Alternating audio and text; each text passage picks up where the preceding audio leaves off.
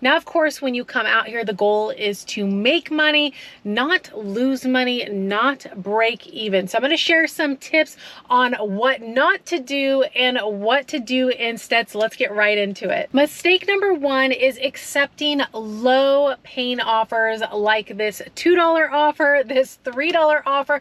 You do not have to accept these offers. And the truth is, by accepting these offers, you're not going to be making any money. You have to keep in mind that you're driving your own vehicle, you're taking money out of your own pocket, putting it into your vehicle to go and deliver these orders. So let's say you accepted a $2 offer, you have to drive over in your own vehicle to the restaurant, and let's say it's not ready. You're gonna have to stand there and wait maybe 5 minutes, 10 minutes, 15 minutes for the order to get ready, and then go and deliver it to the customer. And there is a possibility, maybe it's an apartment complex where it's difficult to find the customer, and then you're wasting even more time there, all for $2. So you have to ask yourself, is it even worth accepting $2 or $3 offers and not making any money to go deliver the customer's order? And I think all of us can agree it is not worth it, because in reality you're paying to go deliver this customer's order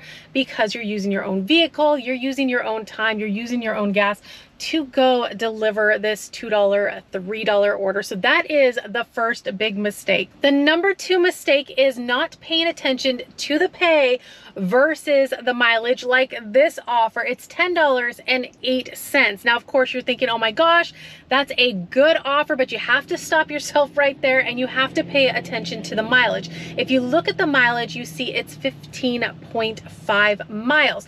This is what people refer to as an upside down offer, a backwards offer, where the mileage is higher than the pay. You have to travel 15.5 miles for $10.08. And then in a lot of cases, if you're going to go out 15.5 miles, sometimes you're not going to get an offer to bring you back into your zone. And if you have to drive back into your zone, you're traveling another 15.5 miles, and that is double the miles for $10. So these offers are just not worth it in most cases. You want to avoid these if you want to make money. So in my case, I typically like to stay in the $2 per mile ratio. For example, if I got a $10 offer, I would want the mileage to be around 5 miles, give or take. Now, of course, I'm a little bit flexible on this. You have to be these days, but you want to have a criteria when you come out here. There are some people in certain markets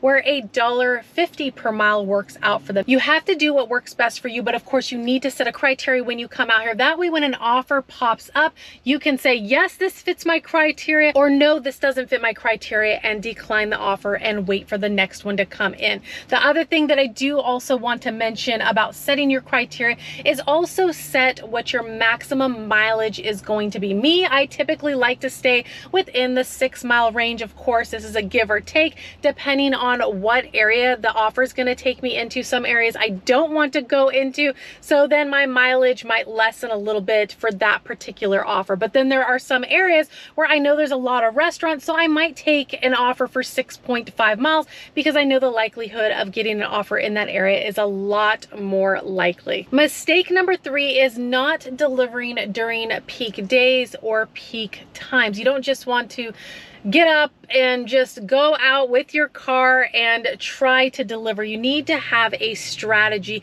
You need to know what the best times are in your area as well as the best days. Now, in your app, if you open up your app and you scroll down to the bottom, you're going to see earning trends for deliveries in your area. Everybody's area is going to vary, but this will give you guidance. If you're new to delivery driving and you're not sure where to start, you can look at this graph and kind of determine what's a good time to take your own vehicle out and go and try to do some orders. Now, typically, I think a lot of people can agree during dinner time is typically the best time to deliver, as well as on the weekends, Friday, Saturday, and Sunday.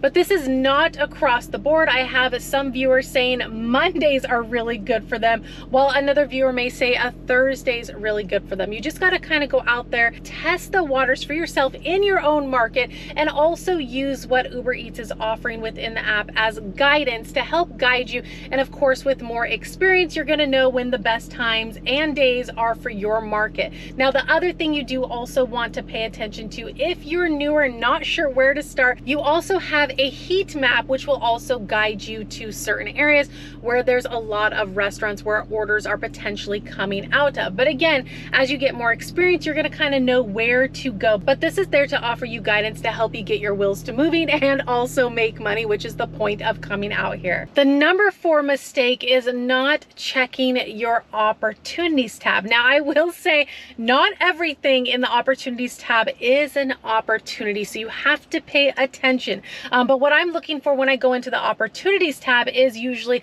an additional $1 or $2 on top of my pay during certain days or times. Now, if you're not sure where your opportunities tab is, you're gonna want to tap on your menu button, which may be in the bottom right-hand corner of your app. So you tap on that, and at the top, you're gonna see opportunities. You tap on that, and then you're gonna see days, different times for opportunities. The first one that I'm looking at is sign up for an extra $1 on top of every trip. And I can tap sign up, and during 7 p.m. to 8 p.m. today, I can get an extra $1 on top of my earnings during that time period. But again, you need to pay attention to exactly what the opportunity is. Again, not everything is an opportunity in this tab. Now, mistake number 5 is delivering in the wrong vehicle. I see people coming out here in big SUVs or big trucks doing deliveries, and these aren't gas efficient vehicles.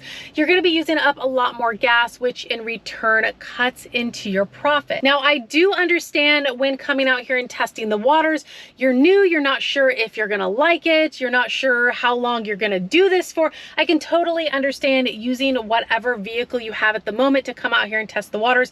Make sure you like doing deliveries. Make sure that you are actually making money. Make sure that it's worth your time coming out here.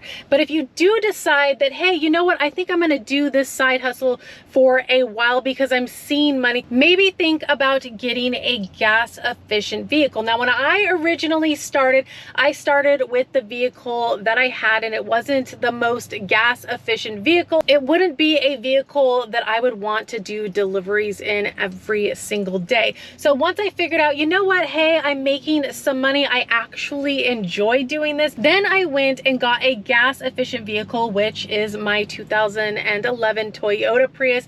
And this thing has been amazing for deliveries. It's also compact, which is nice for parking. So there's things that you got to pay attention to. You want a vehicle that's gas efficient, that's easy to get in and out of, and that's also easy to park if you have to park like in downtown. But a gas efficient vehicle is a definite must when coming out here and doing deliveries. And mistake number 6 is not keeping track of your mileage. This is a big one because if you make over $600, you're going to be receiving a 1099 NEC, which you have to pay taxes on. And tracking your mileage, this is a big tax write-off. So you want that tax write-off. Also, you want to keep track of things that you purchased, whether that's a hot bag, a phone holder, or maybe a cart to do grocery orders. Those are write-offs as well, so you definitely want to make sure you keep track of those things. Now, you have a few different ways to keep track of those things. You can keep track of them in a notebook, you can keep track of them in your phone or on your laptop. But if you are interested in an app that keeps track of your mileage, your expenses, also helps estimate your state and federal taxes so you know how much to set aside, also keeps track of your income because you can link multiple apps to it. There is an app called Solo, and I will have a link down below in the description for a 7-day free trial if you are interested in checking it out. But it is an app that's built for gig workers to help you keep track of everything in one place. Now, after your 7-day trial, if you decide that you like Solo and you sign up for one of their subscription plans, you will get a $10 sign up bonus. But do keep in mind, this is a write-off as well because you will be using it for business use. But regardless, list. Make sure you keep track of your mileage and your expenses so you're able to write these things off. So there you guys have it, 7 mistakes killing new Uber Eats drivers' earnings. As always, when you come out here, you want to be making money. You don't want to end up negative or breaking even. So hopefully some of these tips helped you guys out. Appreciate you guys watching, and I'll be seeing you guys in the next video. Bye, guys.